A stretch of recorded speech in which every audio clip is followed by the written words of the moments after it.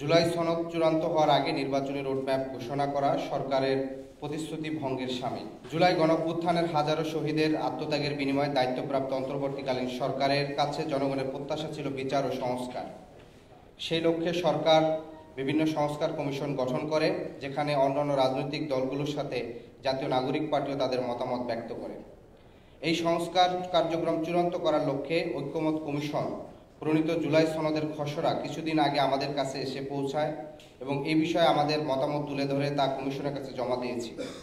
যদিও জুলাই সনদের খসড়া সনদ বাস্তবায়নের প্রক্রিয়া সম্পর্কে পরিষ্কার কোনো রোডম্যাপ না থাকায় আমাদের হতাশ করেছে। ইতিমধ্যে জুলাই সনদ বাস্তবায়নের জন্য ৬টি উপায় ঐক্যমত কমিশন বলেছে, যার মধ্যে আমরা গণপরিষদ নির্বাচন দাবি জানিয়েছি। অন্যান্য দলের প্রস্তাবে গণভোট ও সংবিধান সংস্কার সভাসহ বিভিন্ন প্রস্তাব রয়েছে।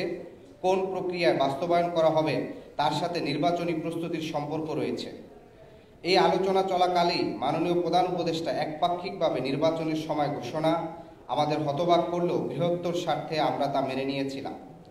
প্রধান উপদেষ্টার পক্ষ থেকে ঘোষণা দেওয়া হয়েছিল ২০২৬ সালের পবিত্র রমজান মাসের পূর্বে আগের সপ্তাহে নির্বাচনের আয়োজন করা যেতে পারে।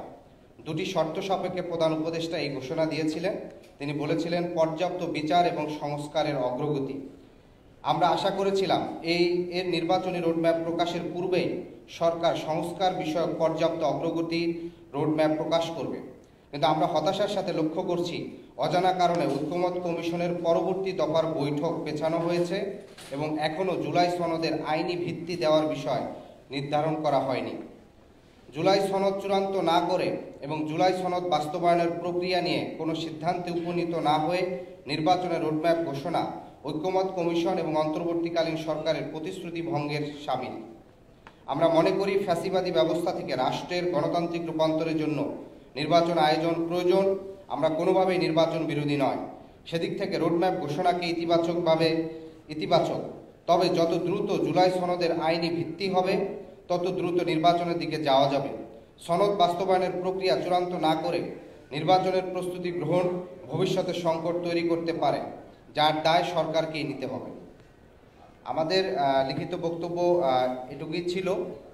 তবে এর পাশাপাশি আমরা বলতে চাই, আপনারা দেখেছেন যে গত ৮ই আগস্ট জাতীয় ঐক্যমত কমিশনের সহসভাপতি আলী রিয়াজ তিনি বলেছিলেন জুলাই সনদ বাস্তবায়নের রূপরেখা নিয়ে রাজনৈতিক দলগুলোর কাছ থেকে মতামত নেবেন। সেক্ষেত্রে বিভিন্ন দল মতামত দিয়েছিল। আমরা বলেছিলাম জুলাই সনদের আইনি ভিত্তির জন্য গণপরিষদের মাধ্যমে নতুন সংবিধান প্রণয়ন করতে হবে। একই সাথে অন্য রাজনৈতিক দলগুলো জুলাই সনদের আইনি ভিত্তির জন্য গণভোটের কথা এবং কেউ সংবিধান সভা নির্বাচনের কথা বলেছিলেন।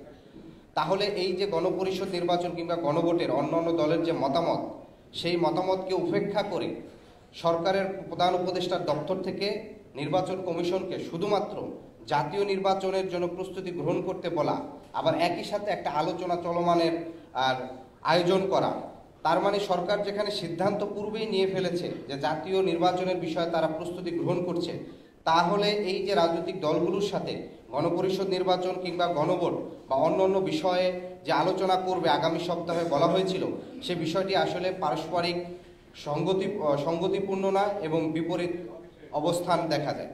ফলশ্রুতিতে আমরা মনে করি ঐক্যমত কমিশন জুলাই সনদ বাস্তবায়নের বিষয় আমাদের জাতীয় নাগরিক পার্টি থেকে আমরা বলেছিলাম আইনি ভিত্তি হিসাবে গণভোট এবং জুলাই সনদের পূর্ণাঙ্গ সাংবিধানিক ভিত্তির জন্য গণপরিষদ নির্বাচনের আয়োজন করে এটি একটি নতুন সংবিধানের দিকে বাংলাদেশের সমাধানের জন্য এগিয়ে যেতে হবে।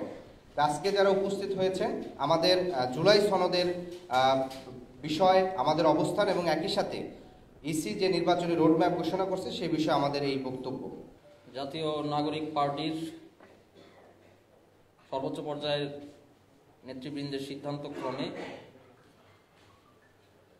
২৯ আগস্ট থেকে শুরু করে ১ সেপ্টেম্বর পর্যন্ত গণপরিষদ নির্বাচন, নতুন সংবিধান, বিচার ও সংস্কারের দাবিতে উঠানে নতুন সংবিধান শীর্ষক কর্মসূচি ঘোষণা করা হচ্ছে।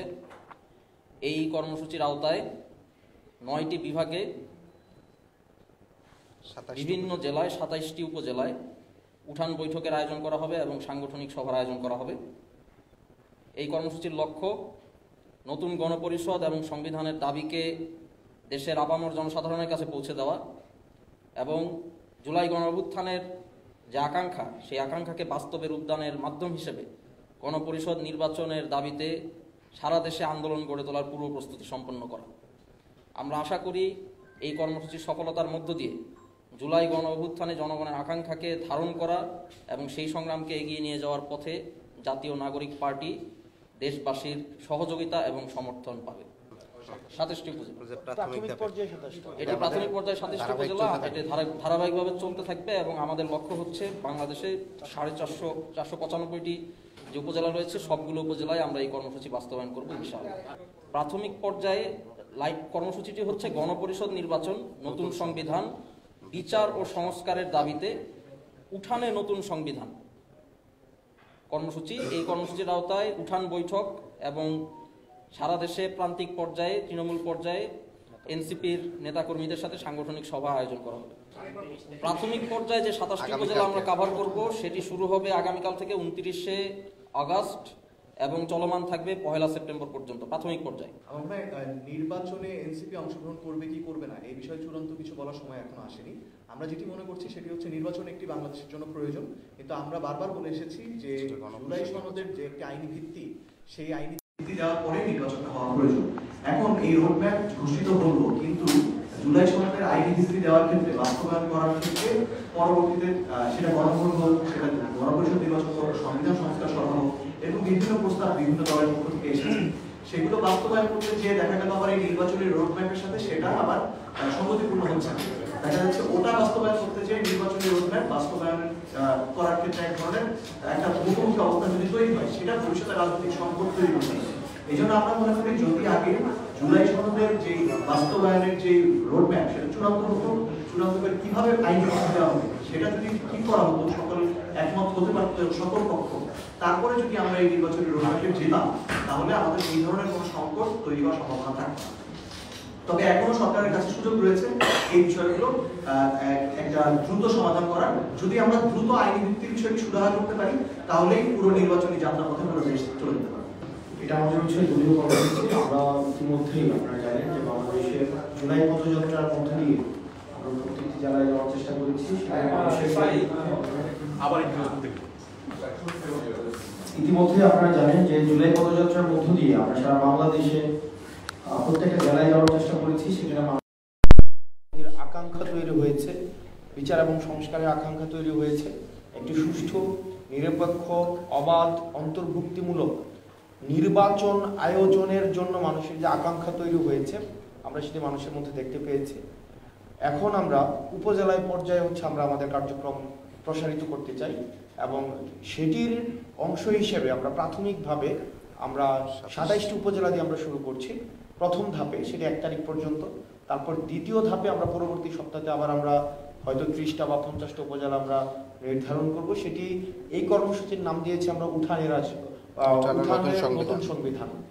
এই কর্মসূচির আওতায় অন্তর্ভুক্ত থাকবে আমাদের যে নেতাকর্মীরা রয়েছে, আমাদের কমিটির যেই নেতাকর্মীরা রয়েছে তাদের সাথে আমাদের সাংগঠনিক মিটিং, সাংগঠনিক রিপোর্ট প্রদান। দ্বিতীয়ত হচ্ছে আমাদের এই যে বিচার সংস্কার, নতুন সংবিধানের দাবি, আমাদের গণপরিষদের দাবি এবং গণপরিষদ এবং হচ্ছে সংসদ যে আগামী নির্বাচনে কিভাবে আমরা সংস্কার কার্যক্রম অন্তর্ভুক্ত করতে পারি সেই বিষয়গুলো প্রান্তিক জনপদের সবাইকে পৌঁছে দেওয়ার অংশ হিসেবে প্রাথমিকভাবে আমরা এই 27টি উপজেলা নির্ধারণ করেছি।